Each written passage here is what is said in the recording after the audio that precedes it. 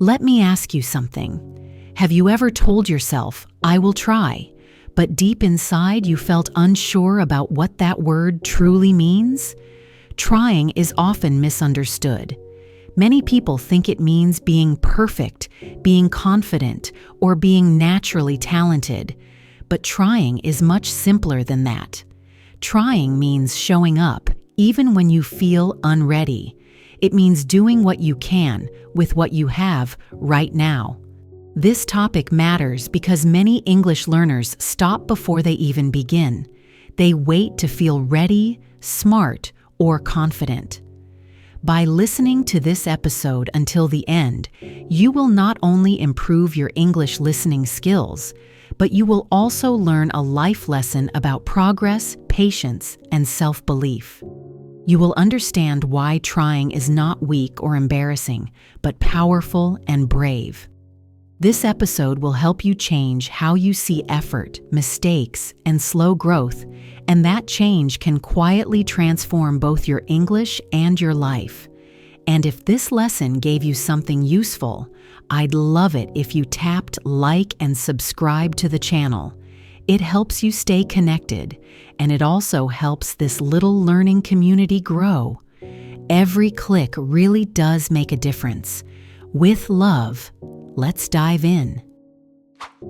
Why do so many people believe trying means being perfect? This belief often comes from how we were taught to see success. From a young age, many people learn that being good means being correct, fast, and impressive. Because of this, trying starts to feel dangerous. If you try and fail, you feel exposed. But trying was never meant to be perfect. Trying simply means taking action without guarantees. When you learn English, you do not need perfect grammar or perfect pronunciation to try. You only need willingness. The problem is that perfection feels safe because it gives excuses to wait. If you are not perfect yet, you tell yourself you should not start. But perfection is not a starting point. It is a result that comes later, slowly. When you allow yourself to try imperfectly, you create space to learn. You begin to see mistakes as information, not as proof that you are bad. Trying is not a performance, it is a process. What does showing up really look like in real life? Showing up does not mean doing everything or giving 100% every day. It means arriving honestly with the energy you have. Some days, showing up means studying for an hour. Other days, it means listening for 5 minutes while feeling tired. Both still count. Many learners think small effort is useless, but small effort is how habits are built. When you show up consistently, even in small ways, you teach your brain that learning is part of your life, not a special event. Showing up also means staying present instead of disappearing when things feel uncomfortable. You may not understand everything you hear in English, and that is normal. Showing up means listening anyway, even with confusion. Over time, your understanding grows quietly. You do not notice it every day, but one day you suddenly realize you understand more than before. That is the power of showing up. Why do excuses feel so convincing when we want to grow? Excuses often sound logical and kind. Saying, "I'm too old," or "I don't have talent," feels like self-protection. These thoughts try to protect you from disappointment, but in reality, they protect you from effort. Excuses remove responsibility, and that feels comfortable. If the problem is age or talent, then you do not have to try. But comfort can quietly steal your future progress.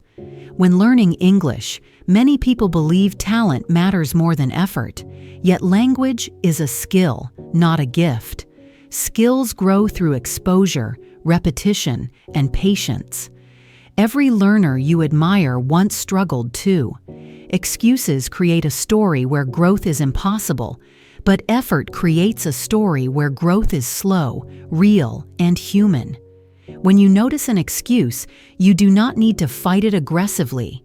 You only need to question it gently and choose action anyway.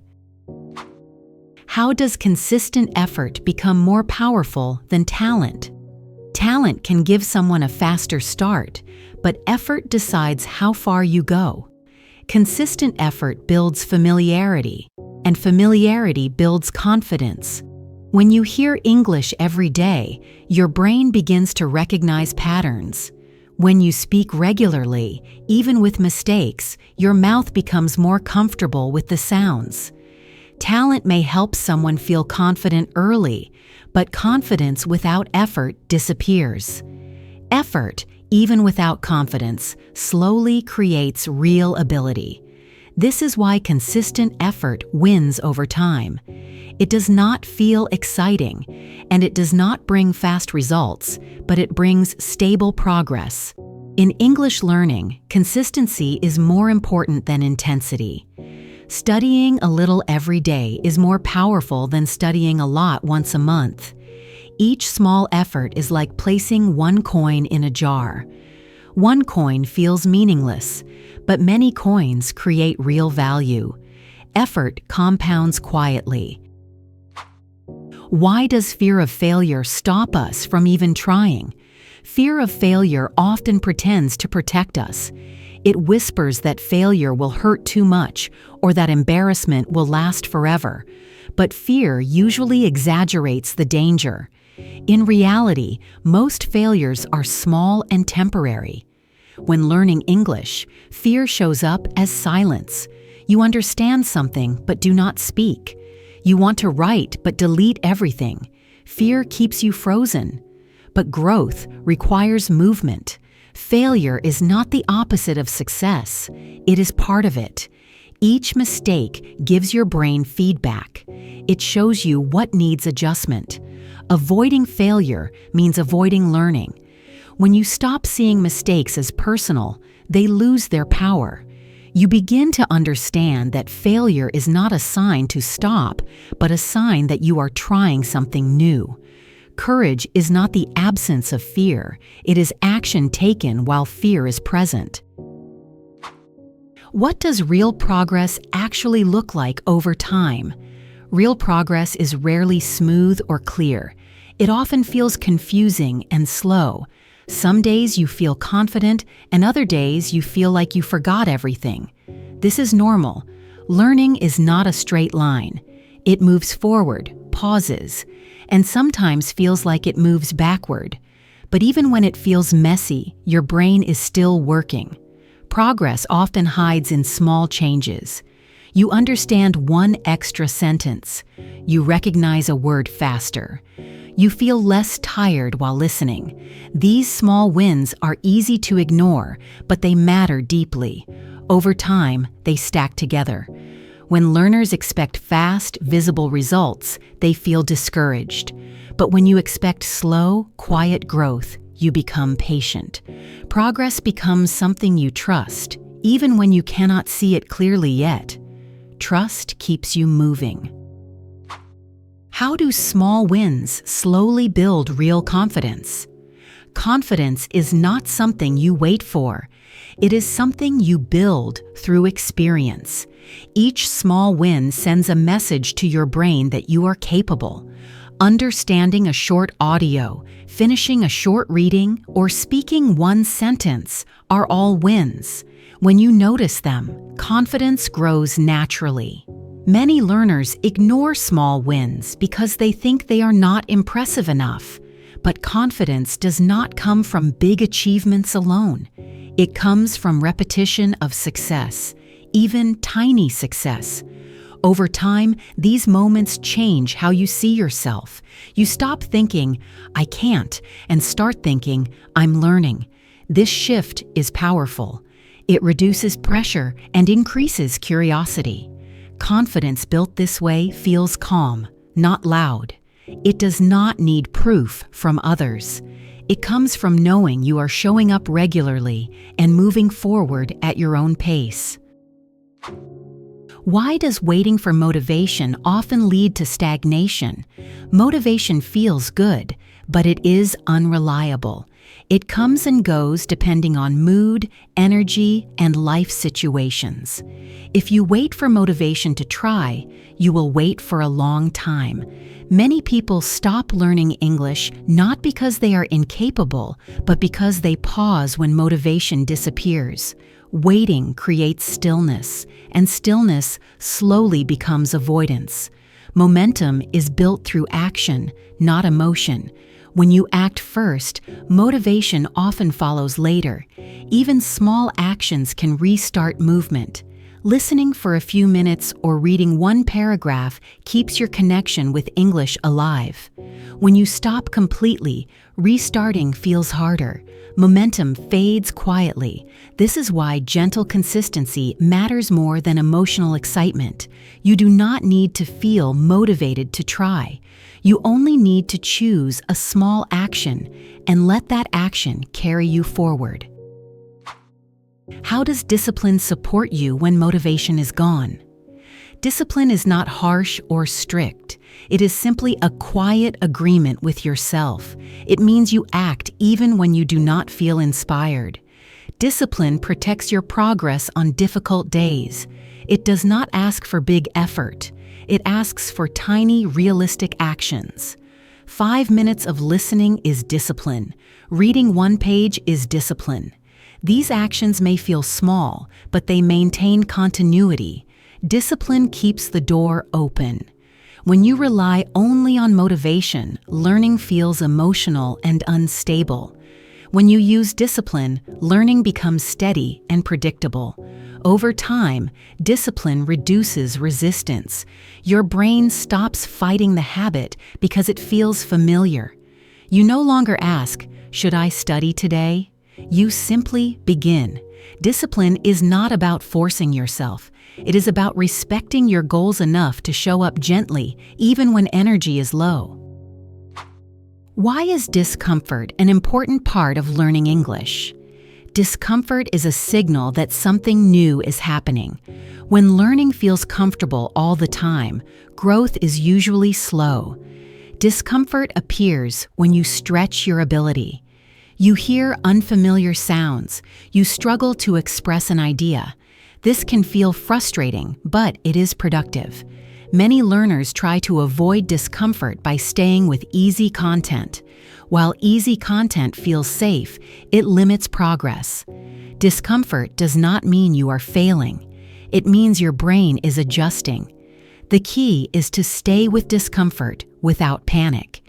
You do not need to understand everything. Partial understanding is enough. Over time, what feels uncomfortable today becomes normal tomorrow. This process repeats again and again. Growth always lives just outside comfort. When you accept discomfort as part of learning, it loses its threat. It becomes a guide instead of an enemy. How can tiny actions create long-term change? Tiny actions are powerful because they are sustainable. Large plans often fail because they require too much energy. Tiny actions fit into real life. When you choose actions that feel easy to start, you reduce resistance. 5 minutes today often becomes 10 minutes tomorrow. Tiny actions also build identity. Each time you act, you reinforce the idea that you are someone who learns. Over time, this identity becomes stronger than doubt. Long-term change is not created through dramatic effort. It is created through repetition. Tiny actions also make failure less scary. If you miss one day, it feels easy to return. There is no pressure to be perfect. This flexibility keeps you moving. In English learning, tiny actions keep the language present in your daily life. Presence matters more than intensity. Change grows quietly through consistency. What does it mean to see trying as a gift? Seeing trying as a gift changes your relationship with effort. Trying means you believe your goals are worth energy. It means you respect yourself enough to give your dreams attention. Many people stop trying because they are afraid of disappointment. But not trying is also a decision, and it carries its own cost. When you try, you give yourself a chance. You allow growth to happen. Trying does not guarantee success, but it guarantees learning. It also builds self-trust. Each time you try, you prove to yourself that you can act even when things are uncertain. This trust is valuable beyond English. It supports confidence in many areas of life. Trying is not about pressure. It is about permission. Permission to be imperfect, to be slow, and to be human while moving forward. How does trying reshape your identity over time? Every action you repeat sends a message about who you are. When you avoid trying, you reinforce the idea that growth is dangerous. When you try regularly, you build a new identity. You begin to see yourself as a learner, not a beginner. This shift happens slowly, but it is powerful. Identity influences behavior. When you believe you are someone who learns, effort feels natural. You stop needing constant encouragement. You also become more patient with yourself. Mistakes no longer threaten your self-image. They become part of the process.